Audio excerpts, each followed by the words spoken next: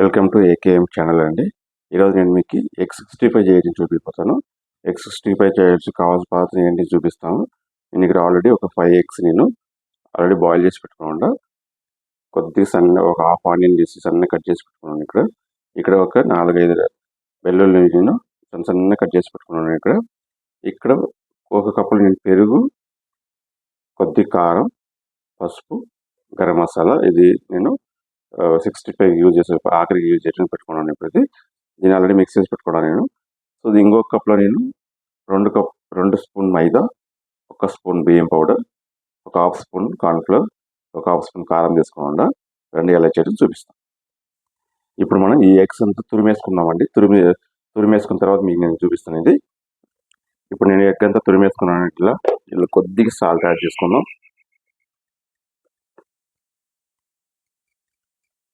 Salt plus దీంట్లో ఈ cornflour, మైదా, బియ్యం పౌడర్, కారం దీంట్లో యాడ్ చేసుకున్నాను. నేను యాడ్ చేసుకుని మంచిగా మిక్స్ చేసుకున్నాను. మిక్స్ చేసుకున్న తర్వాత మీకు చూపిస్తాను. సో ఇప్పుడు అయిపోయిందండి. నేను బౌల్ తీసుకుని అన్ని నేను మిక్స్ చేసుకుని ఆల్రెడీ ఇలా చిన్న రోల్ చేసి పెట్టుకున్నాను. దీన్ని ఇప్పుడు మనం డీప్ ఫ్రై చేసుకుందాం. డీప్ ఫ్రై చేసుకున్న తర్వాత మీకు నేను చూపిస్తాను నెక్స్ట్ ప్రాసెస్ ఏంటని. చూడండి, ఇది ఎగ్ కాబట్టి మీకు లోపల పల్స్ ఉంటాయి కాబట్టి అది కొంచెం పడపడాల్సిన ఛాన్సెస్ ఉంటాయి. లోపల కూడా మీకు మైదా కాబట్టి మీకు లోపల వేయకూడదు.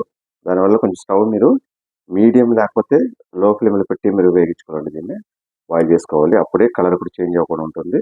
ప్లస్ మీకు మంచిగా కూడా లోపల ఉండేవి కూడా మంచిగా వేగుతాయండి మీకు. So oil పెట్టద్దండి. ఆయిల్ పెడితే మాడిపోతాయి, పళ్ళు టేస్ట్ కూడా మారిపోతాయి. కాబట్టి ఇలా లో ఫ్లేమ్లో పెట్టి వేయించుకోండి. ఇది ఒక 2-3 మినిట్స్ పడుతుంది. 2-3 మినిట్స్ తర్వాత మీకు దాన్ని చూపిస్తాను.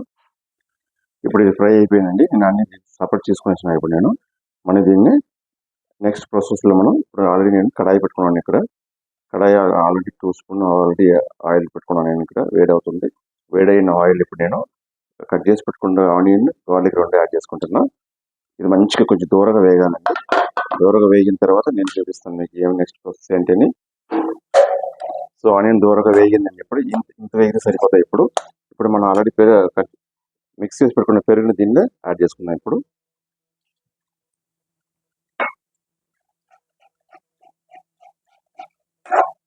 ఇది ఎక్కువసేపు ఉండాల్సిన అవసరం లేదు. మీకు కలర్ చూసుకోండి. మీకు కారం కొంచెం ఎక్కువ కావాలంటే మీకు కారం యాడ్ చేసుకోవచ్చు. మీరు ప్రాబ్లం లేదు. ఈ పెరుగు కొంచెంసేపు మీరు 2 మినిట్స్ స్టవ్లో మంచిగా ఆయిల్ పెట్టి మంచిగా ఇది చేసుకోండి. ఆయిల్ సపరేషన్ అవ్వాలి. కొంచెం ఆయిల్ సపరేషన్ అయితే కూడా టేస్ట్ బాగుంటుంది. దానివల్ల కొంచెం అనేది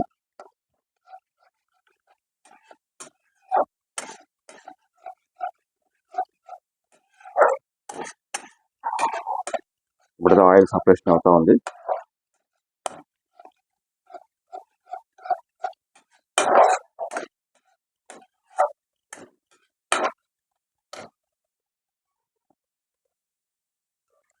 సో టేస్టీ X65 రెడీ అయిపోయిందండి.